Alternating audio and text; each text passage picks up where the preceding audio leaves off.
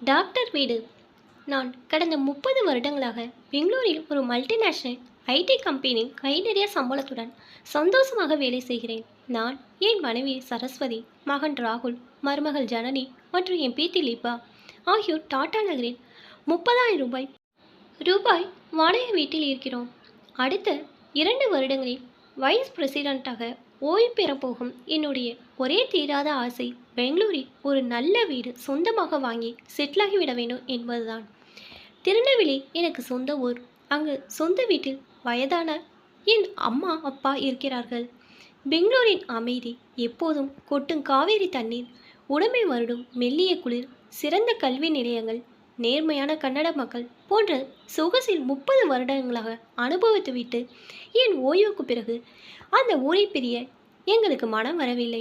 ஆகையால் ஒரு சொந்த வீடு வாங்கி அந்த வீட்டில் நிரந்தரமாக குடியேறும் எண்ணம் என்னுள் தீவிரமானது. அன்று ஒரு ஞாயிற்றுக்கிழமை என் மொபைலில் OLX மேய்ந்து கொண்டிருந்த போது ஒரு அருமையான வீடு இந்திரா நகரில் விலகி வருவதை நான் அறிந்து கொண்டேன். வீடு முழுவதையும் வீடியோவில் பார்த்த பிறகு அதை சரஸ்வதி, ராகுல் மற்றும் ஜனனியிடம் காமித்தேன். அவர்களுக்கும் அந்த வீடு பிடித்துவிட உடனே அந்த வீட்டின் ஓனரை மொபைலில் தொடர்பு கொண்டேன். அவள் பெயர் டாக்டர் மஞ்சுநாத் சாஸ்திரி. அந்த வீட்டை 1.5 கோடி ரூபாய்க்கு விற்கப் போவதாகவும் விருப்பம் இருந்தால் வீட்டை வந்து பார்க்கும்படி சொன்னார். சரஸ்வதி என்னிடம் அன்றைக்கு 4:30 ராவுகாலம் எனவும் மதியம் 2 மணிக்கு கிளம்பி அந்த வீட்டை போய் நேரில் பார்த்து முடிவு செய்யலாம் என்றால் டாக்டருக்கு சொல்லிவிட்டு நாங்கள் அனைவரும் என்னுடைய காரில் இந்திரா நகர் கிளம்பி சென்றோம். டாக்டரின் வீட்டில் வெள்ளை நிற பென்ஸ் கார் நின்று கொண்டிருந்தது. காலிங் பெல் அழுத்தப்பட்டதும் டாக்டர் வந்து கதவை திறந்தார்.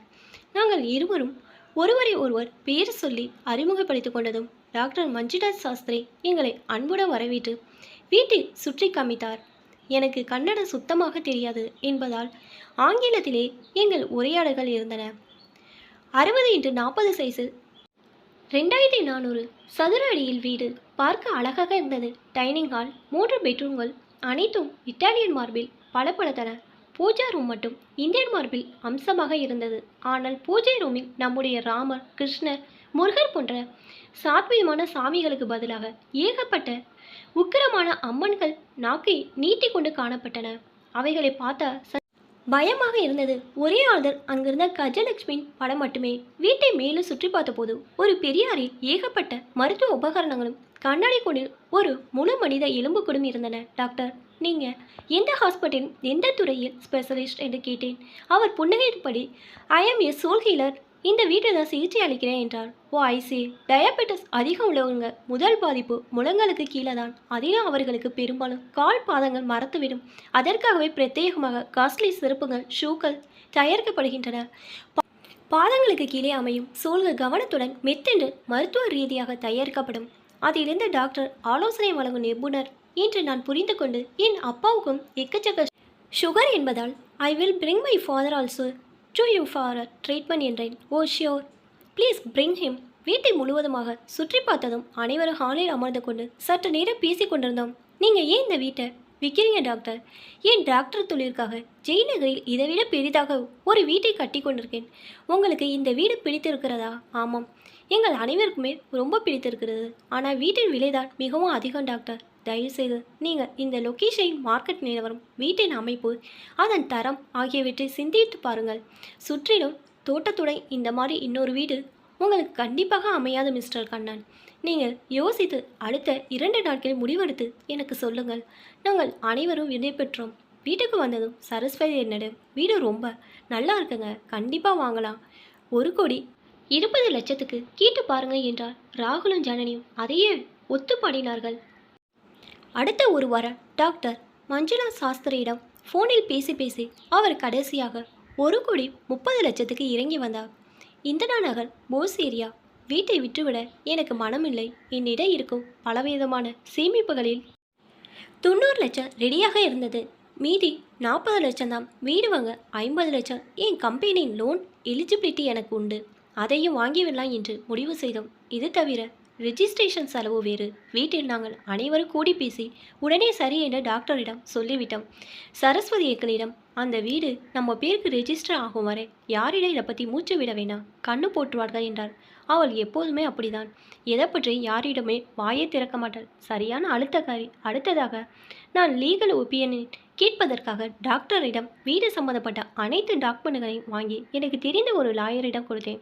அடுத்த 2 நாட்களில் டாக்குமெண்ட்ஸ் அனைத்தும் மிக சரியாக இருப்பதாகவும் வில்லங்க எதுவும் கிடையாது என லீகல் ஒப்பீனியன் எழுத்து மூலமாக லாயர் கொடுத்தார். அடுத்த வாரத்தில் திருநெல்வேலியிலிருந்து என் பெற்றோர்கள் வந்து அந்த வீட்டை பார்த்தனர். என் அம்மா, வீடு திவ்யமாக இருக்கு கண்ணா. நிலம், நீர், நெருப்பு, காற்று, ஆகாயம் ஆகிய பஞ்சபூதங்களில் நிலம் முதன்மையானது. பெங்களூரில் நிலத்துடன் ஒரு வீடும் அமைந்தது. பகவத் சங்கல்பம் என்றால் அப்பா டாக்டரை எப்போது என் காலுக்கு ட்ரீட்மெண்ட் ஆரம்பிக்கலாம் என்றார். வீட்டில் அனைவரும் குஷியாயினர். எப்போதும் அந்த வீட்டை பற்றி பேசிக்கொண்டிருந்தோம். என்னுடைய அம்மா காலண்டரை பார்த்து, கண்ணா, ஜூலை 15ஆம் தேதி ஞாயிற்றுக்கிழமை உன்னோட பர்த்டே அன்றே அந்த வீட்டில் பால் காய்ச்சி குடியேறலாம் என்றால் நாங்கள் அனைவரும் நல்ல ஐடியா என்று சம்மதித்தோம். டாக்டர் என்னிடம் இன்ஷியல் அக்ரிமெண்ட்டுடன் 65 லட்சம் அட்வான்ஸ் கேட்டார். நான் சரி என்று சொல்லி அதே லாயர் மூலமாக ஒரு அக்ரிமெண்ட் தயார் செய்து அதை டாக்டர் கையெழுத்திட்டதும் 65 லட்சத்தை ஆர்டிஜிஎஸ் மூலம் டிரான்ஸ்ஃபர் செய்தேன். மீதி பணத்தை ரெஜிஸ்ட்ரேஷன் அன்று தருவதாக ஏற்பாடு. எல்லாம் நல்லபடியாக தான் போய் கொண்டிருந்தது. அன்று ஒரு சனிக்கிழமை என்னுடன் வேலை செய்யும் ஜெனரல் மேனேஜர் கிரண் கவுடா தன் மகளுக்கு பிறந்த நாள் என்று அவன் வீட்டுக்கு என்னை அழைத்தான். நானும் மிகுந்த உற்சாகத்துடன் அவன் வீட்டுக்கு சென்றேன். பிறந்த நாள் பலூன் வெடித்து கேக் வெட்டி அனைவரும் சந்தோஷமாக இருந்தனர். அப்போது டிவியில் ஏதோ ஒரு கன்னட சேனல் ஓடிக்கொண்டிருந்தது. நான் அதை அஸ்வாரஸ்யமாக பார்த்து கொண்டிருந்தேன்.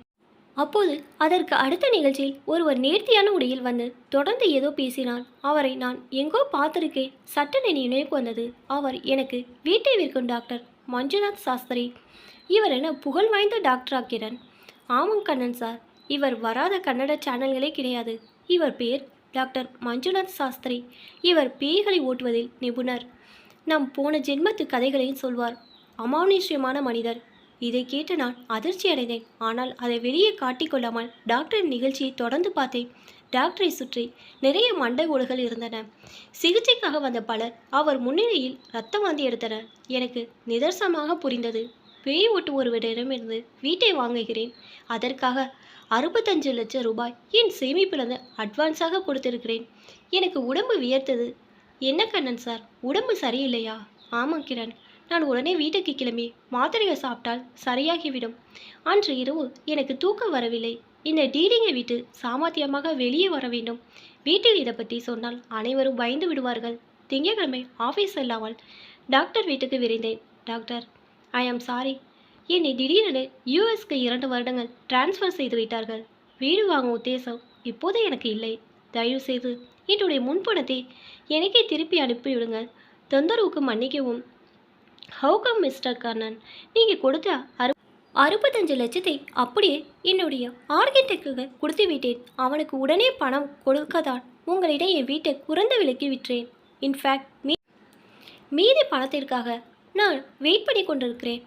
Please corner our agreement and to the registration equally. Please help me doctor. No way I can help you. டாக்டரின் விசிட்டிங் கார்டை வாங்கி கொண்டு வெளியேறினேன். வீட்டுக்கு வந்ததும் டாக்டரின் விசிட்டிங் கார்டில் இருந்த வெப்சைட்டில் அவரை பற்றி நிறைய படித்து புரிந்து கொண்டேன். எவ்வளோ பெரிய முட்டாள் நான்! பேய்கள் விரட்டப்படும் ஒரு வீட்டை அதிக பணம் கொடுத்து வாங்குகிறேன். அதற்காக அட்வான்ஸாக 65 லட்சம் கொடுத்துவிட்டு தற்போது முழிக்கிறேன். அந்த வீட்டை சுற்றி டாக்குமெண்ட்ஸ் லீகலாக பார்க்க தெரிந்த எனக்கு அக்கம் பக்கத்திடம் வீட்டை சுற்றி விசாரித்து தெரிந்து கொள்ள வேண்டும் என்கிற அக்கறை சிறிதும் இல்லை. சோல் ஹீலர் என்றதை சோல் ஹீலர் என்று நானே தவறாக புரிந்து கொண்டேன். டாக்டரின் விசிட்டிங் கார்டை அவரை சந்தித்த முதல் நாளே வாங்கி வைத்துக்கொள்ள தோன்றவில்லையே. ஏன் நான் ரொம்ப கெட்டிக்காரன் என்று என்னை பற்றி எனக்குள் நானே என்னை தவறாக மதிப்பிட்டு விட்டேன். டியூ டிலிஜென்ஸ் செய்த பின் முடிவெடுக்க எனக்கு துப்பு இல்லை. இந்த லட்சணத்தில் ஒரு பெரிய மல்டிநேஷ்னல் கம்பெனிக்கு நான் ஒரு பொறுப்புள்ள உயர் அதிகாரி. வெட்கக்கேடு. யாருக்காவது இதை வெளியே தெரிந்தால் சும்மா சிரிக்க மாட்டார்கள், வலிந்து கொண்டு சிரிப்பார்கள். நான் இப்போது என்ன செய்ய? வேதனையில் மனதிற்குள் அழுது கொண்டிருக்கிறேன். இப்போ தான் என்னோட சேனல் ஃபஸ்ட் டைம் பார்க்குறீங்கன்னா சப்ஸ்கிரைப் பண்ணிக்கோங்க. பக்கத்தில் இருக்க பெல் ஐக்கனை ப்ரெஸ் பண்ணிக்கோங்க. அப்போ தான் நான் ஒவ்வொரு தடவை வீடியோ போடும்போதும் உங்களுக்கு நோட்டிஃபிகேஷன் வரும். தேங்க்ஸ் ஃபார் வாட்சிங்.